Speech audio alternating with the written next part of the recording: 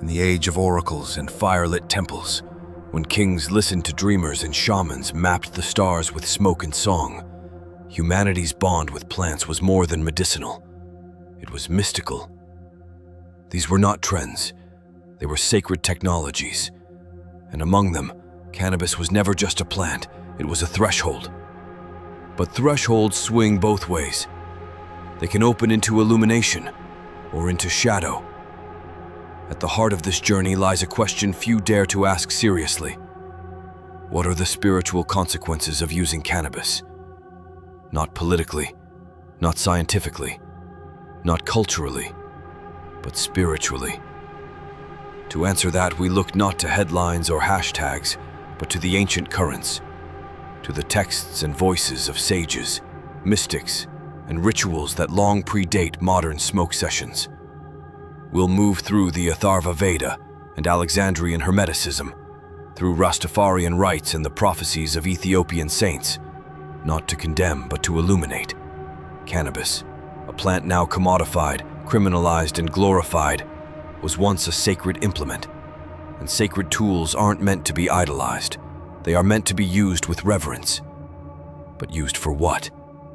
In ancient India, the Atharva Veda named it one of Earth's 5 holy plants, gifted by the gods and brimming with amrita, the nectar of immortality.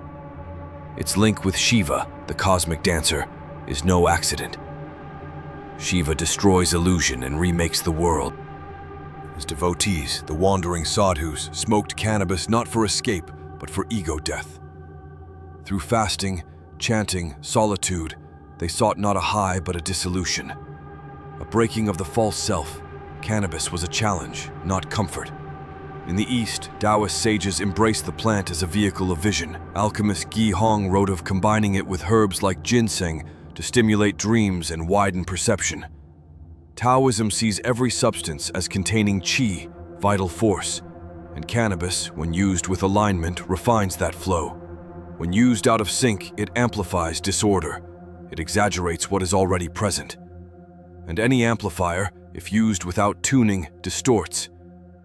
In medieval Sufism, particularly among the more radical mystics, hashish was sometimes employed in pursuit of fana, the annihilation of ego in the divine. Mystical ecstasies, glimpses of the beloved, but always controversy.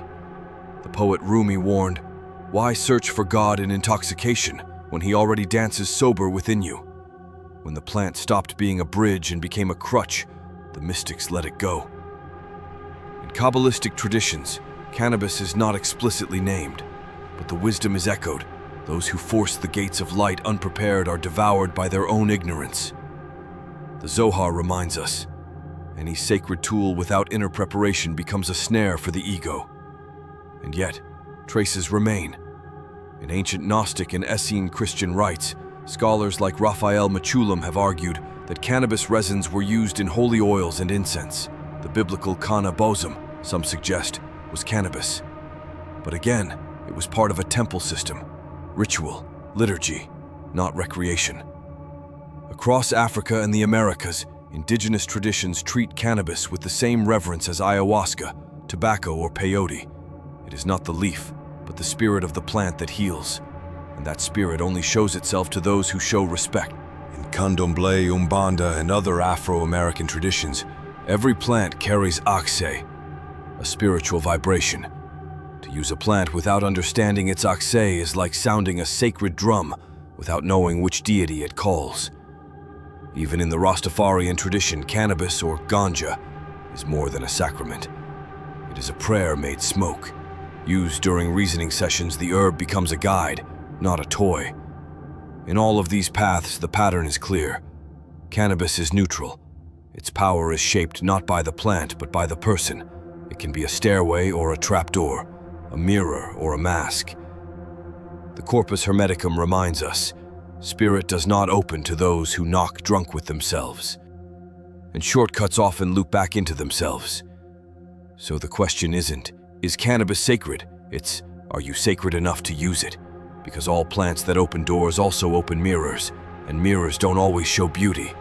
Sometimes they show what we've spent lifetimes avoiding. Cannabis, like many entheogens, can peel back illusion, But not every soul is ready for that level of truth. Carl Jung described the shadow as the repressed aspects of our being, not evil but disowned. Fear, pain, longing, trauma. Cannabis doesn't create them, it reveals them. The anxiety or paranoia some users feel, it's not from the plant, it's from exposure. The mask is dropped. And in occult traditions, this unveiling is dangerous without grounding. Dion Fortune warned that altered states can tear holes in the etheric body, making one vulnerable. What feels like a spiritual purge can also be psychic vulnerability. The Yoga Sutras of Patanjali mention the rise of siddhis, paranormal powers, through herbs. But these powers, he says, are distractions if not paired with ethics and discernment. They inflate the spiritual ego, the most seductive illusion of all. Osho once said, "Substances open doors that only silence should open." They offer glimpses, but no maps. And without inner compass, the seeker often returns more lost than before. Energetically, cannabis heightens sensitivity. For grounded practitioners, this can be useful. But for the unprepared, it's like turning up the volume without knowing how to play the instrument. The aura shines, but it also attracts. Some shamans say, every plant that opens tests. And the test isn't mystical, it's moral. What will you do with what you see? Many long-term users report a strange spiritual stagnation, insight without integration, creativity without completion, sensation without transformation. The Kabbalists call this klipot, hollow shells of energy formed by unintegrated truths. They trap us in a feeling of progress without real growth. Because not all expansion is evolution. Sometimes it's just inflation. And what swells must burst. This is where cannabis, used unconsciously, ceases to be a sacred ally and becomes a plant of illusion. Not by nature, but by context. Used without preparation, it doesn't cause spiritual passivity, but it highlights what's already dormant within. Some say, but I feel peace when I smoke. Yet peace borrowed from a plant is not the same as peace cultivated from within. If the plant gives you calm, ask, is it showing you how to create that calm, or just lending you a mask? The true encounter with spirit often begins in darkness, not euphoria but confusion, guilt, tears. But if you stay present, something shifts. Not a psychedelic flash, but a quiet reconciliation. Cannabis is like a still pond. It can reflect the stars, but dive too fast, and you stir up mud. The spiritual path is never walked alone. Even in solitude, it echoes through the collective. No ritual, no herb, no revelation is purely individual. Culture shapes what we see, and how we interpret what we see. Cannabis, once a divine implement, now sits beside memes and merchandise. The sacred leaf turned into logo, the ritual into recreation. What was once a bridge became branding.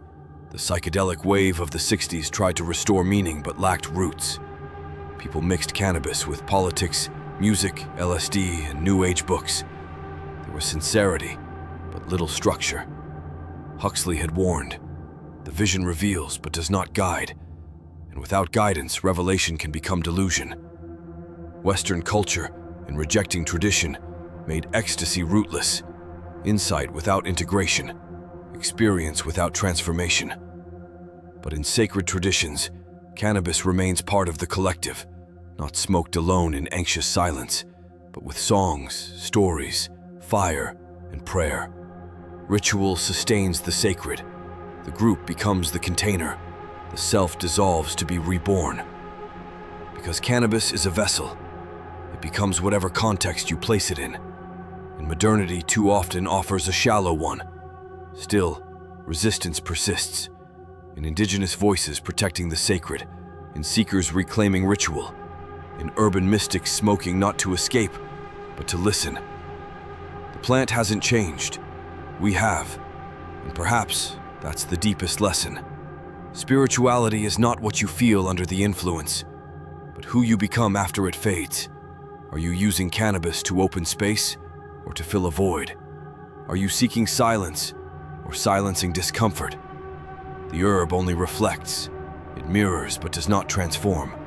True transformation takes work, the kind done with eyes open, with messy hands, in traffic, in conflict, in community. Because real light doesn't come from visions. It comes from how you move through the shadows they reveal. Cannabis can show, but only you can walk. As the Sufis say, the mirror never laughs at you. It only reflects. So, what is cannabis really? A key, a test, a mirror, a possibility. But without discernment, without ritual, humility, and integration, it becomes just another beautiful circle, spinning, dazzling, stuck. The ancients knew better. They fasted, they chanted, they waited in silence, not from superstition, but from wisdom. They understood. Portals are not places to wander.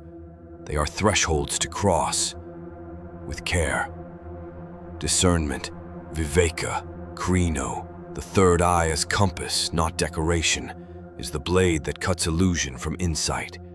Without it, intoxication can masquerade as clarity, sensation as wisdom, desire as intuition. Cannabis can open, but without discipline, it deceives. It creates feeling without grounding, insight without embodiment. Because the true spiritual path is not measured by altered states, but by sustained states. Not by what you feel, but what you live. Not by the light you see, but by the shadow you learn to carry with grace. So, when you light the herb, ask, am I opening a door or hiding behind it?